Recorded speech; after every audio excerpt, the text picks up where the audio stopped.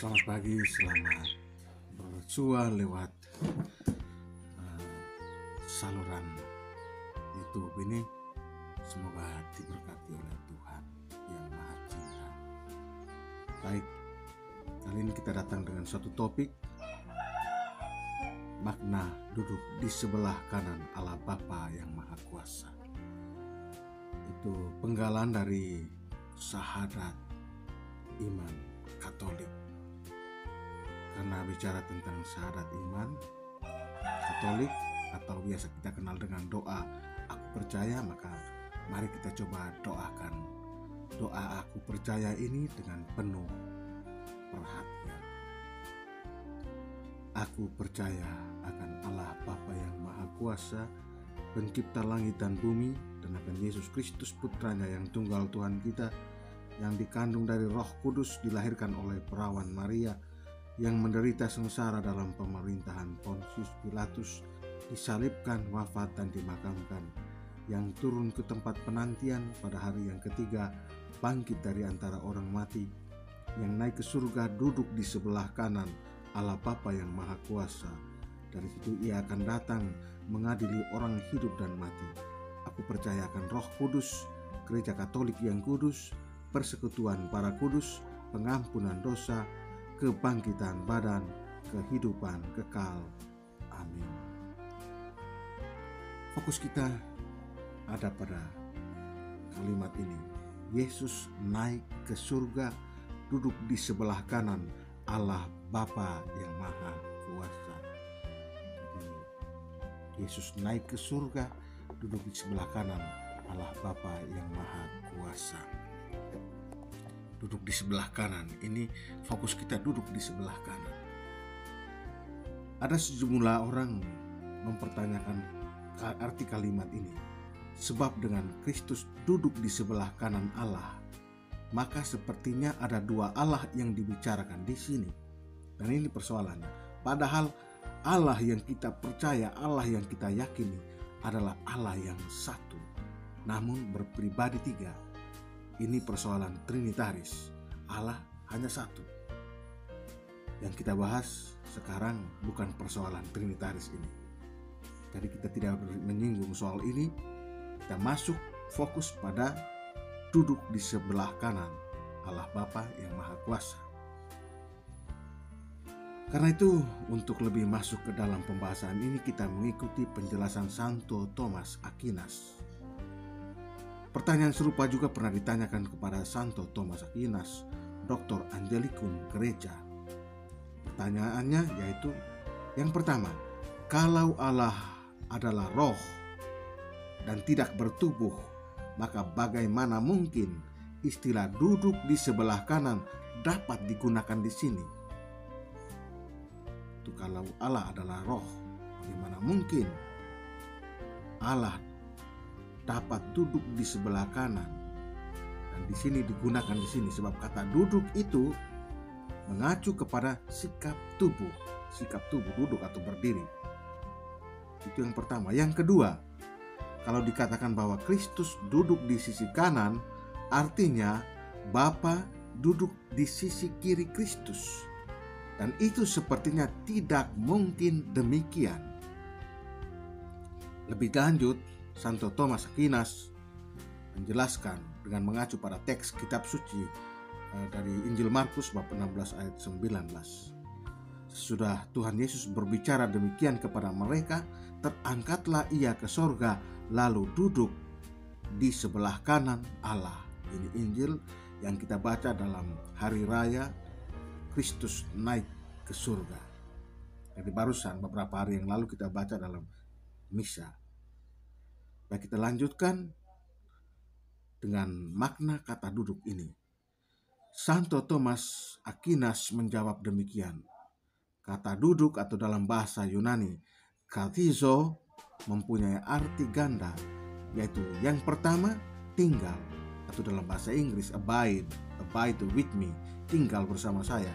Seperti dalam Lukas bab 24 ayat 49. Tetapi kamu harus tinggal kathizo di dalam kota ini sampai kamu diperlengkapi dengan kekuasaan dari tempat yang tinggi. tinggal, kaptizo, abide. Dan yang kedua berarti kuasa kerajaan atau pemerintahan.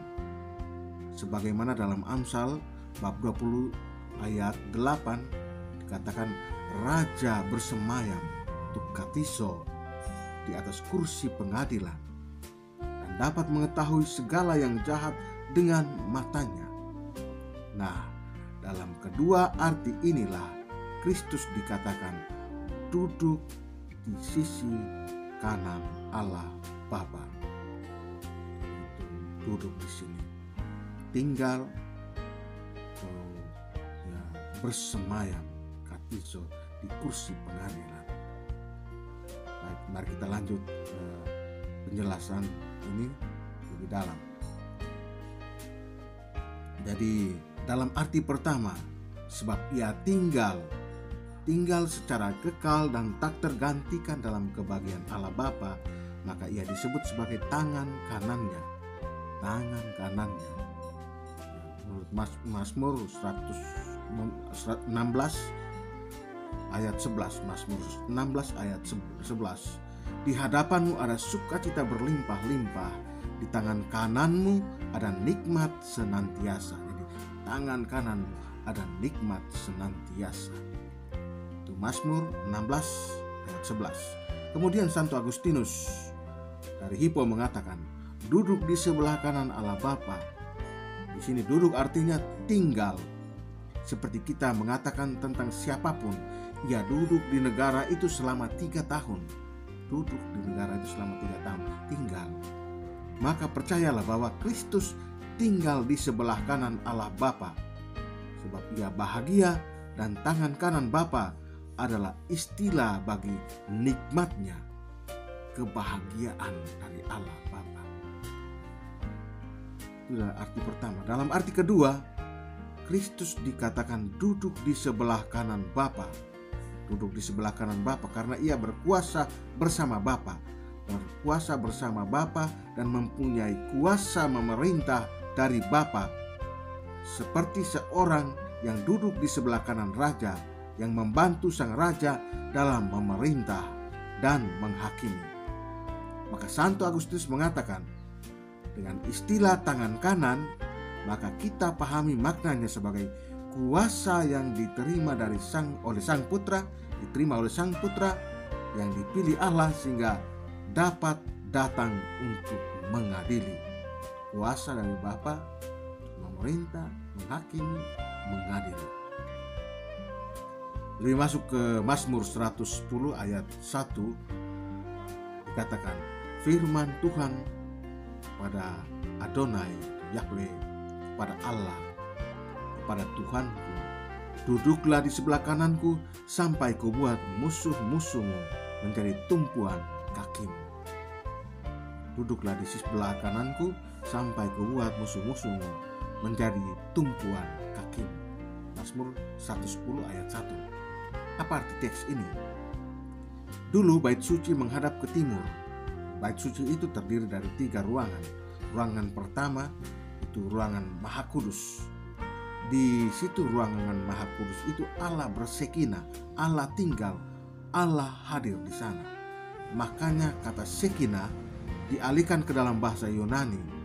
Firman telah menjadi manusia dan bersekinah, tinggal di antara manusia. Allah tinggal di ruangan Maha Kudus. Sebab sebelah kanan ruangan Maha Kudus adalah istana Daud, ruang kedua.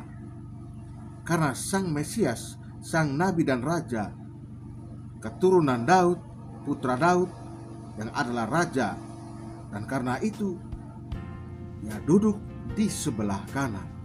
Sebelah kanan ini jangan dibayangkan sebagai ada 2 kursi dan Tuhan Yesus duduk di sebelah kanan dan Allah Bapa duduk di sebelah kiri. Tidak seperti itu pemahamannya. Ungkapan tangan kanan, duduk di sebelah kanan adalah ungkapan universal.